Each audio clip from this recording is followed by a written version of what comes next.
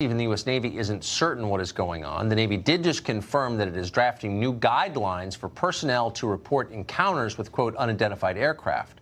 The goal is to destigmatize the sightings of advanced, very high-speed aircraft that have been seen quite frequently approaching Navy ships and facilities without explanation.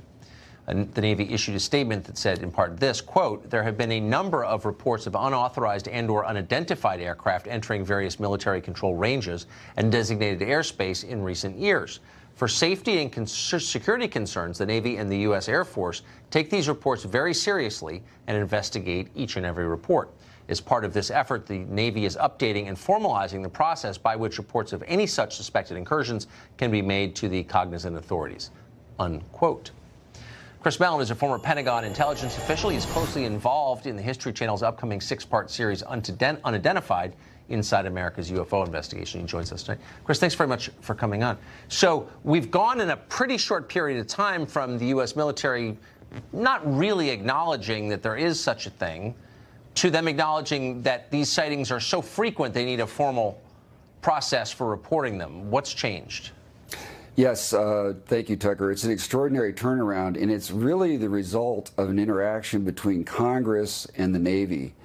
And the fact that this has gotten on Congress's radar began some discussions which elevated an issue that before this time had been smothered and kept at low levels of the bureaucracy.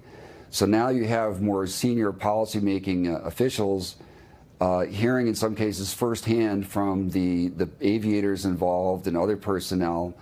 They're learning the reality of the issue, and they're asking some direct and sometimes tough questions. And so this has elevated this entire issue within the department, and kudos to both for engaging really listening to our men and women in uniform who've been squelched in the past, who've really been treated with disdain sometimes for reporting what's happening. Well, I mean, and pilots, of course, are trained to discern between aircraft and weather balloons. So, like, if there's one group you should listen to, it's pilots. How often are these sightings reported? Do we know? We don't know. We believe that probably 8 or 9 times out of 10, they are not reported when there's an encounter.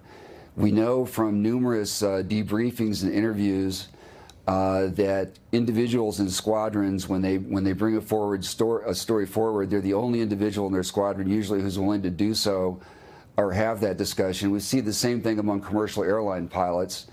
It's not career enhancing, to say the least. We know these individuals are often ridiculed, and we're in the past, which is partly why this is such an important development. They're saying it's a legitimate issue now. You can talk about it. So, but what do they think? I mean, I was just reading this morning, some of these sightings, again, by military pilots who know the difference, estimate that these are objects moving at 15,000 miles per hour, for example. I mean, that's so much faster than any object, human-made object, has ever traveled that we're aware of. So what do they think that is? What's the going theory on this? Yeah, this is tough terrain. There are 3 hypotheses that people have put forward, and none of them are very comfortable. One is that one of our adversaries has leapfrogged us technologically, China or Russia. Putin has been making some extraordinary claims about Russian technology. Another theory is that these are some test aircraft of the U.S. I think we can discard that now with the Navy itself acknowledging these are not American. And the third popular theory, of course, is that these may be from some civilization elsewhere beyond our solar system. And none of these theories are very comfortable to contemplate, but we have to look at facts and derive theories from facts, not start with theories and disrule or rule out facts. I mean, I hope this will get us a lot closer to doing this. Just very quickly, are the results of these surveys going to be made public at any point? To the Stars Academy of Arts and Sciences, my colleagues and I, we have drafted some proposed legislation for Congress to consider. It would simply ask for a report on this. It wouldn't cost any money. Right now, let's demand one, shall we? One of the problems is really quick. One of the problems is nobody's in charge, and these organizations don't share information, so the information isn't pooled or analyzed. Right. Well, that's the story of government. Chris, thanks so much for everything.